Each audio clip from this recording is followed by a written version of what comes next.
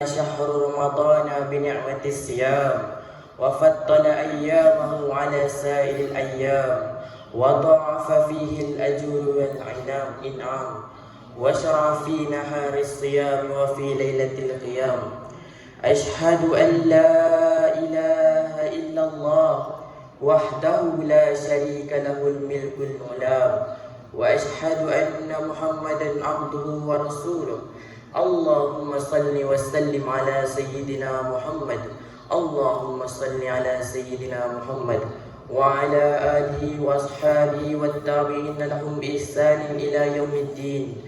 أما بعد فيا عباد الله اتقوا الله أوصيكم وإياي بتقوى الله فقد فاز المتقون. Sidang jemaat yang dirahmati Allah, marilah kita tingkatkan ketakwaan kehadrat Allah Subhanahu wa taala dengan melaksanakan segala perintah dan meninggalkan semua larangannya, mengikhlaskan setiap amal. Semoga kita sentiasa mendapat taufik dan hidayah serta diperkokohkan iman, mengabdikan diri semata-mata kepada Allah yang Maha Esa. Bersempena peristiwa nuzul Quran pada 17 Ramadan bersamaan 8 April, mimbar akan membicarakan khutbah bertajuk Al-Quran, sumber ilmu mukjizat teragung. Firman Allah Subhanahu wa taala, potongan ayat 185 surah Al-Baqarah. A'udzu billahi minasyaitonir rajim. Syahrul Ramadan allazi unzila fihi al-Qur'an hudan lin-nasi wa bayyinatin minal huda wal furqan. Bermaksud bulan Ramadan yang padanya diturunkan Al-Quran menjadi petunjuk bagi sekalian manusia dan menjadi keterangan yang menjelaskan petunjuk dan menjelaskan perbezaan antara yang benar dan yang salah. Al-Quran ialah kalam Allah Subhanahu wa taala yang mengandungi pelbagai mukjizat. Wahyu pertama yang diturunkan kepada baginda sallallahu alaihi wasallam bermula pada 17 Ramadan melalui perantaran Jibril alaihissalam. Wahyu disampaikan berperingkat-peringkat menempuh 2 fasa di Mekah dan di Madinah, mengambil masa 22 tahun, 2 bulan, 22 hari. Al-Quran adalah kitab yang terjamin keasliannya serta terpelihara dari segala bentuk penyelewangan manusia, seperti maksud firman Allah Subhanahu wa taala dalam surah Al-Hijr ayat 9. Sesungguhnya kamilah yang menurunkan Al-Quran dan kamilah yang memelihara dan menjaganya. Para tetamu Allah yang dimuliakan, Al-Quran ialah sumber rujukan dan panduan lengkap kepada seluruh aspek kehidupan manusia duniawi dan ukhrawi. Al-Quran disifatkan sebagai sumber keaslian ilmu, terkandung khazanah pengetahuan yang lengkap, meliputi segala perkara yang diperlukan manusia dalam membina ketamudunan.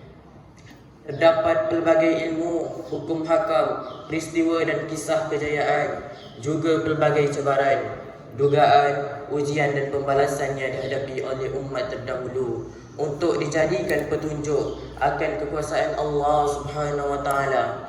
Sejarah memperlihatkan Al-Quran berjaya menyinarkan cahaya panduan, mengeluarkan manusia dari kepompong kegelapan dari kejahilan, menjadikan manusia insan berilmu dan pengetahuan. Wa dha'afa fihi al-ujura wal in'am wa syara'a fi nahariha as-siyam wa fi lailatil qiyam.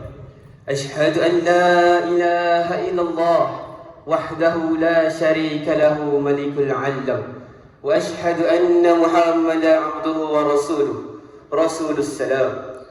Allahumma salli wa sallim ala sayyidina Muhammad وعلى آله وأصحابه والتابعين لهم بإحسان إلى يوم الدين.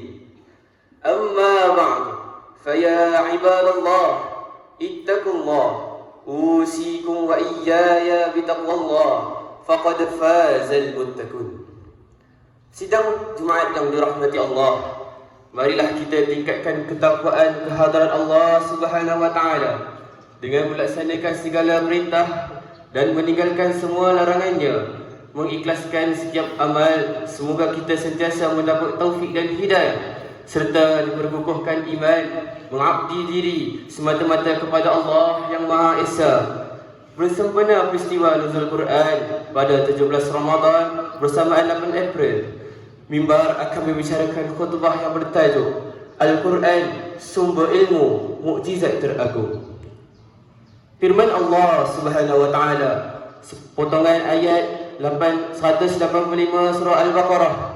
A'udzubillahi minasyaitonir rajim. Syahrul Ramadan allazi unzila fihi al-Quran hudan lin-nasi wa bayyinatin minal huda wal furqan. Bermaksud, bulan Ramadan yang padanya diturunkan Al-Quran menjadi petunjuk bagi sekalian manusia dan menjadi keterangan yang menjelaskan petunjuk dan menjelaskan perbezaan antara yang benar dan yang salah. Al-Quran ialah kalam Allah Subhanahu wa taala yang mengandungi pelbagai mukjizat.